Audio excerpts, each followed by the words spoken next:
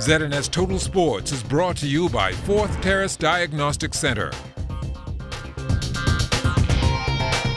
Welcome to sports, everybody. They are into the final week of competition at the chess Olympiad in the Republic of Georgia. After winning 2 points off of the Maldives in round 6 yesterday, our ladies team unable to get on the board today in round 7 against Tunisia. As for our open team, they were shut out yesterday by the Democratic Republic of Congo, and they failed to get on the board again today against the Central African Republic in round 8 tomorrow. Our ladies going up against Suriname in the open division. Team Bahamas takes on Swaziland. Well, it came down to a decisive Game 7 to decide a man's champion in the New Province Softball Association. The Commando Security Truckers came out swinging against Alcott Forbes, who was back after his 1-game suspension, and they pulled off what many fans thought would be the impossible. After trailing 3-1 following Game 4, the Truckers came back and knocked off the 2-time defending champion CNS Hitmen 6-5, taking the series 4-3. Eugene Pratt big on the mound for the Truckers, pitching the final 2 games after Thomas Davis got most of the work and earlier on in the series. Eugene was big for us, having to go back-to-back games.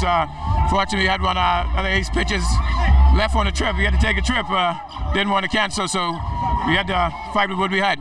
We got the job done. We already know we had a awesome defensive team. Our pitcher, like I said, goes back to hard. He had to dig down, he knew what he had to do. He knew he had to execute in order for us to, I guess, get out of the innings. Bittersweet moment, man. We had a lot going on with our team, a lot of injuries. Advice it is, but we try our best to overcome. However, mentally, I believe the team was torn apart because of what's been going on in the series from the start. We already beat him twice already, and think we could do it again.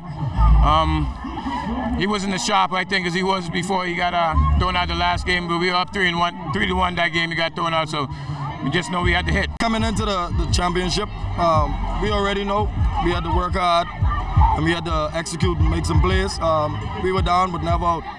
My guys, they always encourage. It's just all about staying composed, knowing that we could hit. We practiced hard all year. Hard work pays off. We're definitely looking forward to the round robin.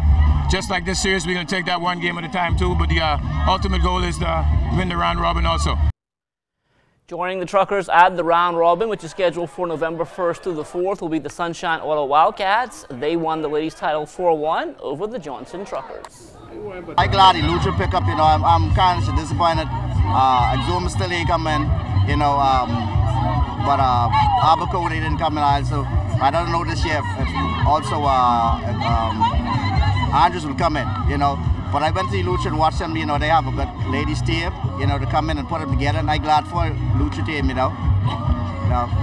But hopefully this year, round robin will be a little better. Whoever comes, the Wildcats is going to deal with them. The NBA preseason tipped off over the weekend. DeAndre Ayton and the Phoenix Suns will host Buddy Hield and the Sacramento Kings tonight. As you get older and you get more experience, you try to figure out what works in this NBA and then what not works. You can't be always trying to hunt the basket every time. That's not right. Your teammates see that. Every time you get the ball, you're trying to score. Sometimes when you make a play and the ball comes right back to you. You make a play for a teammate and it comes back to you the next time around. So just making the right play and playing together as a group and playing together as a team. It's not much how much you score no more. It's just playing together and getting W's. And once we all get wins and we all doing great, we all gonna be happy at the end of the day.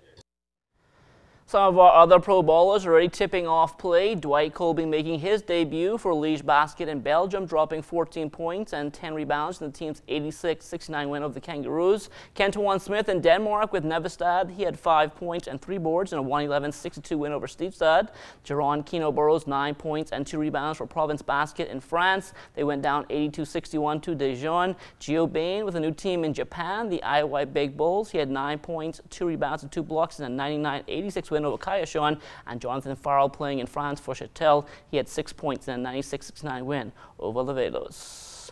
Joanna Evans, one of 24 swimmers from the Texas Longhorn Swim Program who were selected to the College Swimming and Divers Coaches Association of America Academic All-Americans list for the 2017-2018 season. Student athletes must maintain a 3.5 GPA or better while in competition for their respective schools, while also qualifying for the NCAA championships. I-Fight Promotions is a boxing syndicate based in Raleigh, North Carolina. Its CEO, Chris Joy, was in town last week. He spoke about why the Bahamas is such a good fit for professional boxing on this side of the world. A lot of the boxers who I thought was African-American fighters, they wasn't. They was from the islands. You see a lot of times boxers feel like they will leave their country, embrace the U.S. or the UK, and you don't know their history.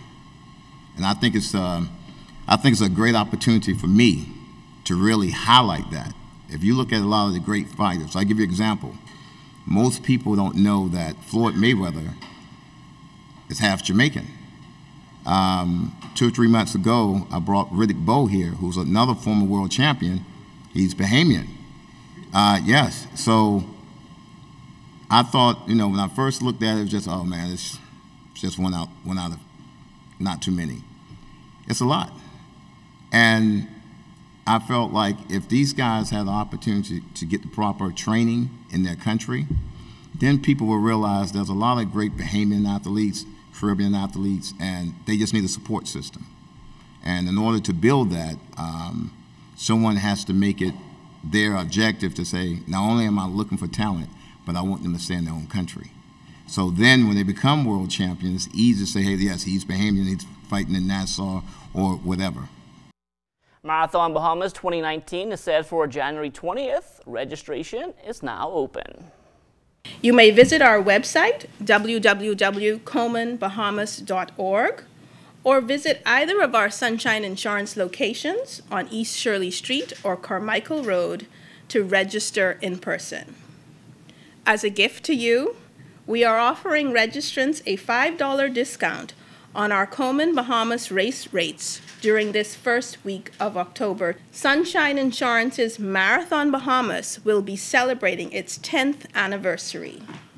To commemorate this event, we will also be giving a total $10,000 prize purse to those winners of our marathon and half marathon events. Yesterday, not a good one for Miami Dolphin fans, and the son of the soil playing a big role there. PHILLIP Dorsett had 4 catches for 55 yards and a circus catch touchdown right before the half as the New England Patriots brought the Dolphins back to earth, handing them their first loss of the season in blowout fashion, 38-7 for Dorsett and the Patriots. They are back playing 500 ball at 2-2, just 1 game behind the division leading Dolphins. Not to say we needed to get the monkey off our back, but we just needed to go out there and play Patriots football, and I think we did that today. And like I said before, I think we left some plays out on the field, but like I said before, honestly, everything is fixable, and we knew that. So we did a good job at fixing some of those things, but we still got to keep going. We see the potential, honestly, and we can keep clicking. I feel like a lot of people got involved today, and we needed that. You know, that what makes a good offense when the ball is just going everywhere, and we needed that. And that will do it for sports. Stay tuned. The Bahamas Tonight comes back after the break.